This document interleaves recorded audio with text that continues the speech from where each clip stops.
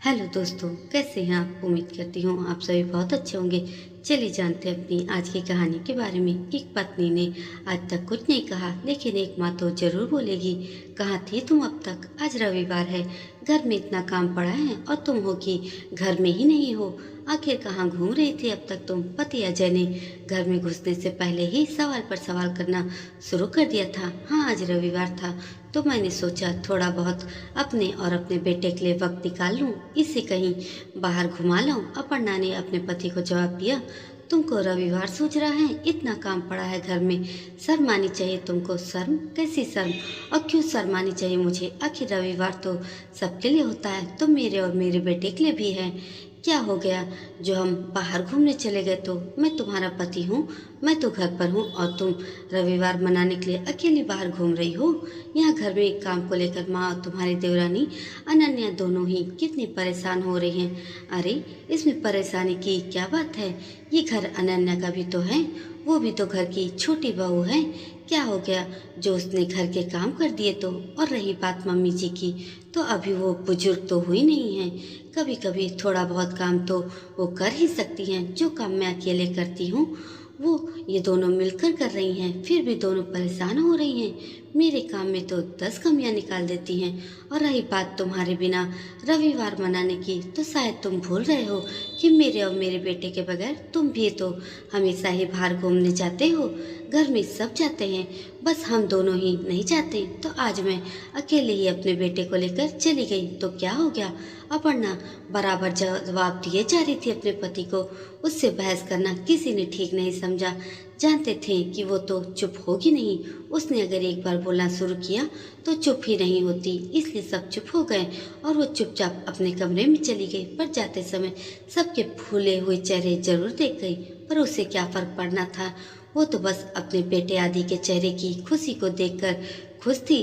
अपर्णा इस परिवार की बड़ी बहू है और इस परिवार में उसकी सास विजया जी और पति अजय, देवर देवरानी अनिकेत और अनन्या, साथ ही उसका 6 वर्षीय बेटा आदि और देवर देवरानी का एक बेटा 5 वर्षीय क्षितिज भी है। अपर्णा तो पहले ऐसी बिल्कुल नहीं थी। अपर्णा की शादी को पूरे 8 साल हो चुके थे। हालांकि वो अपने पति को शुरुआती दिनों से ही कभी पसंद नहीं थी, पर फिर भी मजबूरी में ही उसने उसे अपनी पत्नी माना। अरे भाई, आखिर जबरदस्ती की ही शादी करवाई गई थी उसकी, और वो भी उसकी मम्मी ने ही करवाई थी।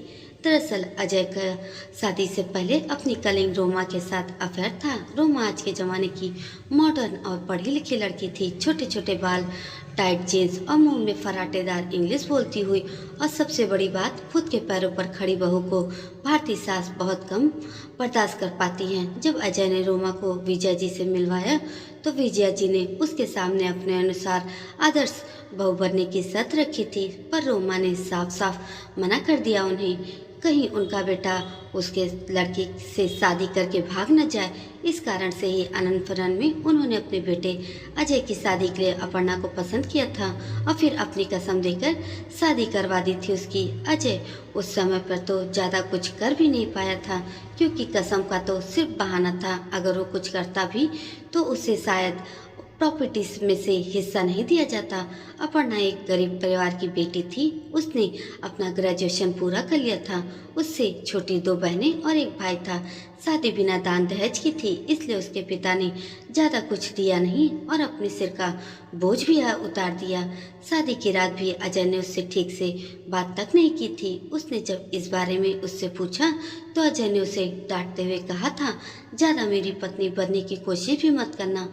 तुम मेरी माँ के कारण ही इस घर में आई हो, वरना तुम जैसी गंवार लड़कियों से तो मुझे दूर रहना ही पसंद है। अपर्णा रात भर अपनी किस्मत पर रोकर चुपचाप सो गई, ये सोचकर कभी तो सुबह होगी और उसकी किस्मत का सूरज उगेगा। लेकिन वो उस घर में नौकरानी से ज़्यादा कुछ नहीं थी। सुबह से शाम तक काम करने के बाद भी उसके लिए काम खत्म ही नहीं होते थे। कहने को तो वो सास के कारण इस घर में आई थी, पर फिर भी सास तो सास ही होती है। उन्होंने तो अपनी इज्जत बचाने के लिए ही शादी करवाई थी बस उसकी। तो वो काम तो अब पूरा हो चुका था। चलते फिरते कोई भी उसे कुछ भी सुनाकर चला जाता। 1-2 बार उसने अपनी माँ से इस बारे में कहा भी, पर माँ ने तो उसे एडजस्ट करने का समझाकर वापस से उसे ससुराल भेज दिया। अब तो वो एक बेटे आदि की माँ भी बन चुकी थी, लेकिन फिर भी उसके लिए हालात नहीं बदले थे अब तक। जब देवर की शादी हुई और घर में उसकी देवरानी आई तो सोचा कि वो तो उसका साथ देगी, पर वो भी उन्हीं के रंग में रंगी हुई आई। सही मायने में तो घर की बहू वो ही थी। वो भी अब अपना सारा काम उस पर ही डाल दिया करती थी और उसे सब कुछ करना पड़ता था। अब वो कुछ कहते भी तो उल्टा उसे ही डांटा जाता और पूरा परिवार भी उससे लड़ने को तैयार हो जाता था। अपर्णा इसे अपनी किस्मत मानकर हर बार चुप रह जाती थी, यही सोचकर कि आखिर वो कर भी क्या सकती है। आखिर उसके मायके का कोई सपोर्ट भी नहीं है, जाए भी तो आखिर वह जाए कहाँ। आखिर उसे अपने बेटे के लिए तो जीना ही होगा। लेकिन उसका चुप रहना भी कई बार गलत साबित हो रहा था। धीरे धीरे उसके बेटे के साथ भी भेदभाव होने लगा था और सबसे बड़ी बात, खुद अजय को अपने बेटे से भी कोई लगाव नहीं था। जब चाहे वो उसे झिड़क देता था। जब वो पिता होकर ही उसके साथ ऐसा व्यवहार करता तो घर में तो दूसरों की भी हिम्मत अपने आप ही बढ़ जाती थी, पर फिर भी वो चुप थी। शायद अपर्णा में बदलाव कभी आता भी नहीं, लेकिन अभी पिछले दिनों ही क्षितिज और आदि खेल रहे थे। बच्चे बड़े हो रहे हैं तो जाहिर सी बात है कि बहसबाजी तो बच्चों में भी हो ही जाती है। एक दिन छोटी सी खिलौने वाली कार के लिए दोनों लड़ पड़े। तब क्षितिज ने आदि को धक्का देते हुए कहा, अरे तू क्या ही करेगा इस कार का, तुम लोग कहाँ जाते हो। तब आदि रोते हुए बोला, मैं कार चलाना सीखूंगा और फिर अपनी माँ को कार में घुमाऊंगा भी। अब अरे तेरी और तेरी माँ की कोई भी औकात है बाहर घूमने की, जो तो बेवजह आंसू बहा रहा है। कभी घर के बाहर निकले भी हो तुम लोग, जो कार के लिए उससे इतना लड़ रहा है। देवर ने हंसते हुए उस बच्चे से कहा। ये सुनकर आदि ने कहा कि चाचा जी आप गंदे हो। बस फिर क्या था। ये सुनते ही अजय ने आदि के गाल पर एक जोर का चाटा दे मारा, जिस कारण वो दूर जाकर गिरा। आखिर अपर्णा ने ही जाकर आदि को उठाया और उसे रोने से भी चुप कराया। उसे वहां देखकर विजया जी ने उससे कहा, ऐसा क्या संस्कार दे रही है अपने बच्चे को। छोटे भाई से एक खिलौने के लिए झगड़ा कर रहा है, वह अपने से बड़ों को जवाब दे रहा है।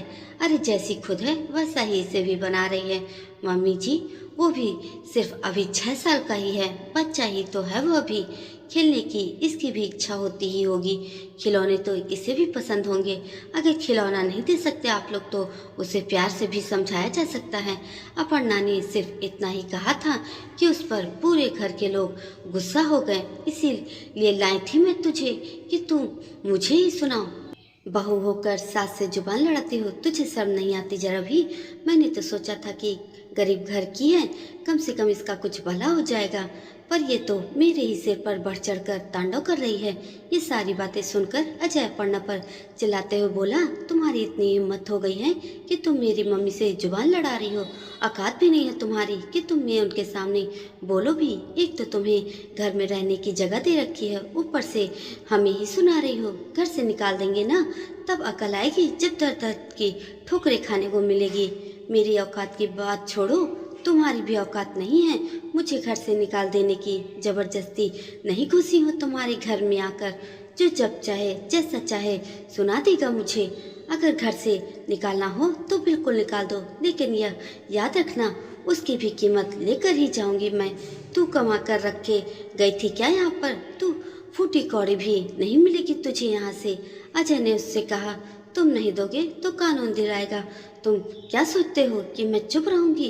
बस अब मेरे बर्दाश्त करने की हद खत्म हो चुकी है। पूरी कीमत वसूल करूंगी तुम लोगों से। तुम्हारी इज्जत के नाम पर तुमने मुझे बर्बाद किया है ना, हर एक चीज का पैसा वसूल करूंगी तुम लोगों से। ये बात याद रखना। एक बहू चुप रह सकती है, लेकिन एक माँ कभी चुप नहीं रहेगी। अब तो बात मेरे बच्चे के हक की है, उसके लिए मैं पूरी ही दुनिया से लड़ जाऊंगी। पहली बार अपर्णा ने सभी को मुंह तोड़ जवाब दिया था। अब किसी की हिम्मत नहीं थी उससे लड़ने की, क्योंकि आज सभी को ये पता चल चुका था कि उसकी जुबान में भी बहुत ताकत है। बस वो दिन था और आज का वक्त है। अब वो खुद के लिए और खुद के बेटे के लिए ही जीती है। कभी किस्मत बदलेगी, उसने इसका इंतजार करना छोड़ दिया है, क्योंकि अब वह यह जान गई है कि अपनी किस्मत खुद ही बनानी पड़ती है। सबसे पहले खुद एक स्कूल में प्राइमरी टीचर की नौकरी ज्वाइन कर ली, जिससे कि कम से कम अपने खर्चों के लिए अजय के सामने हाथ ना फैलाना पड़े उसे। अब घर का काम भी उतना ही करती थी जितना कि उससे हो पाता। बाकी कोई चिल्लाता रहे, उसे उससे कोई मतलब नहीं। इसलिए अब मजबूरन सास और देवरानी को भी घर के कामों में बराबर लगना पड़ता था और अजय भी उसे कुछ नहीं कह पाता था। यहाँ तक कि अब वह छुट्टी के दिनों वो खुद ही अपने बेटे को लेकर बाहर घूमने के लिए निकल जाती है। दोस्तों, आपको ये कहानी पसंद आई हो तो प्लीज़ एक लाइक ज़रूर करिएगा और मेरे चैनल को सब्सक्राइब भी कर दीजिएगा। धन्यवाद।